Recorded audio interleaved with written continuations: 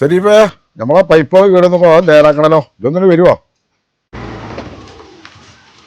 ആ കാക്കാ എന്താ കേടിൻ്റെ പറഞ്ഞേ? ആ പൈപ്പിന് ചെറിയ ലീക്ക് ഉണ്ട്. ആ ഇത് ത്രെഡ് വയ്ക്കുന്നേ ശരിയുണ്ടാവും. ഓക്കെ അപ്പൊ ശരി. എത്ര കൂലി? നിങ്ങൾ എന്തെങ്കിലും ചെറിയ പൈസ തന്നാൽ മതി. ആ കുഴപ്പമൊന്നുമില്ല. എന്നാ ശരീഫേ വെച്ചോ. ഇത്രയൊന്നും വേണ്ട. ഇതാ വെച്ചോ കുഴപ്പമില്ലേ? 100 റുപ്യ മതി. അതെയോ? ആ ആയിക്കോട്ടെ ആയിക്കോട്ടെ. ശരി ഞാൻ പോട്ടില്ലേ? ആ ആയിക്കോട്ടെ. ഓക്കെ. ആ പിന്നെ ഈ ഷൗക്കത്താക്ക പുതിയ വീട് കയറ്റിക്കുക.